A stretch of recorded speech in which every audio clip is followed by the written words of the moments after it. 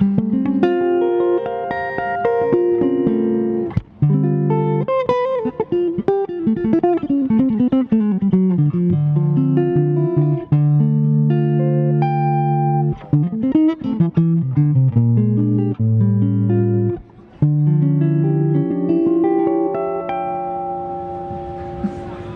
guys, I'm Sean Hammond with PremierGuitar.com. We are at Summer NAMM 2015 in Nashville. We're talking to Peter Henriksen of HenriksenAmplifiers.com. We've got badass guitarist here, Sean McGowan, playing for us.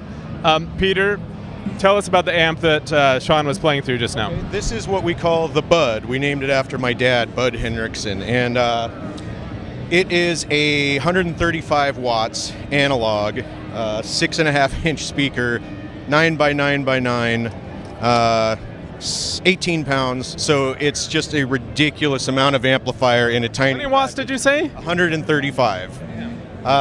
So the way it came about was after my dad had passed away, I was clearing out some of his stuff, and we found this little box that had a speaker in it, this little 6-inch speaker, and it was sitting on the table next to our new circuit boards, which were like the same size. So I thought, was he working on that? I don't know. So sure enough, it fit.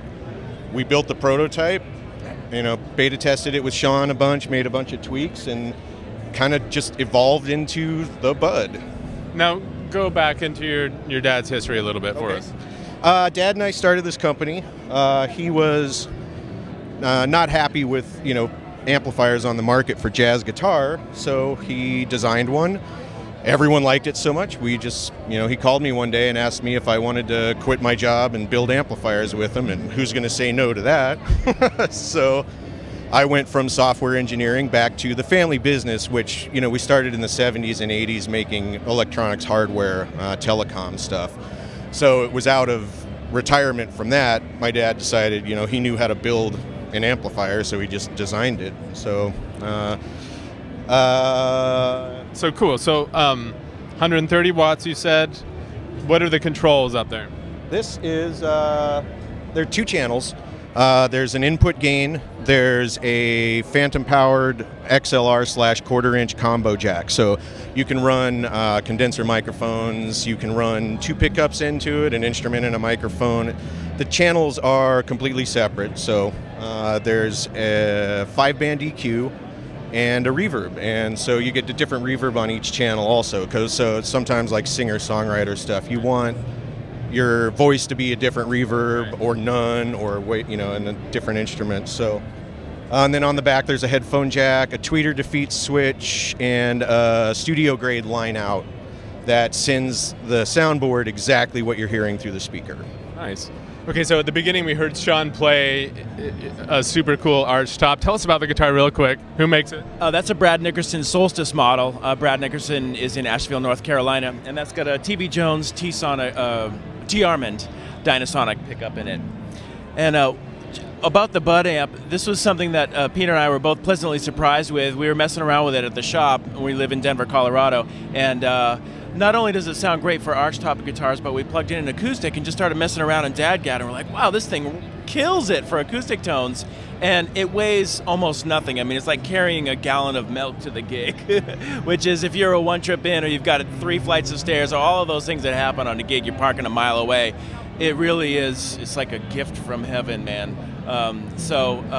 You were saying you even play it with Strats and stuff? Yeah, and well, this one will take anything. I've played electrics through this, but what's amazing about this is the 2 channels. You can use 2 different guitars on a gig, so if you can play like a nylon string or an electric, or but you can also play with a singer, or if you're a singer-songwriter, you can sing through it. And I just did a gig last week with a vocalist, and she went into the first channel and I went to the second channel, and we played a big room and no problem at all. And so, man, let me tell you how nice it was to go to the gig with no PA, just a microphone, a guitar, and that, and it was totally cool for it.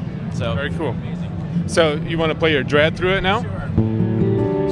This is outfitted with a K&K Pure Mini. There's no preamp or anything. All that you're hearing is the Bud, the preamp section. And Peter can adjust the EQs if he wants while I play. We adjust the input gain a little bit depending. That's why we put the input gain control on there, since that's a transducer pickup setup versus like an electromagnetic. All right, cool. Let's hear it.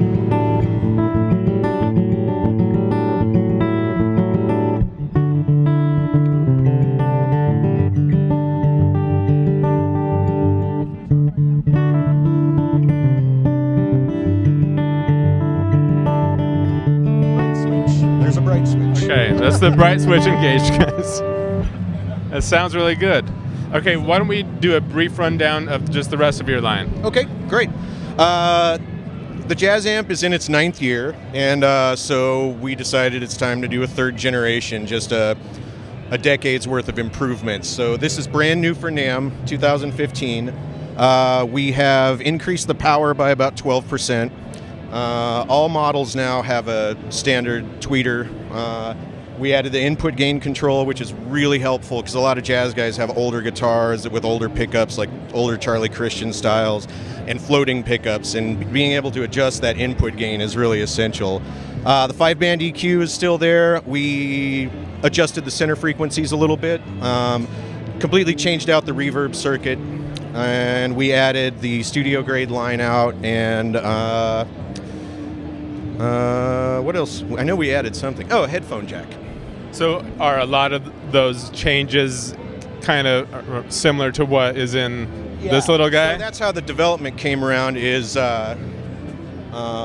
we started working on this, and like as Sean said, we started tweaking it, and we kept cramming more stuff into it because it, And you thought all this stuff might sound cool in these? Yes, and so what we were able to do is take the circuitry that we put into this one and use like the accessory boards and stuff so that we could add all the same features into the existing Jazz Amp line and really make a solid improvement to that without changing what people love about the Henriksen Jazz Amp is it's jazz guitar. It's we proudly call it the one-trick pony because it's jazz and that's the sound. And so being able to develop this one differently, we use a completely different set of op amps and the preamps, and really tuned it so, I mean, you heard Sean can still play an arch top through it, but it really shines flat top acoustic. I mean, it just picks the tones up so well, and we're so proud of how much better of an acoustic amplifier it is than your typical acoustic guitar amplifiers, which are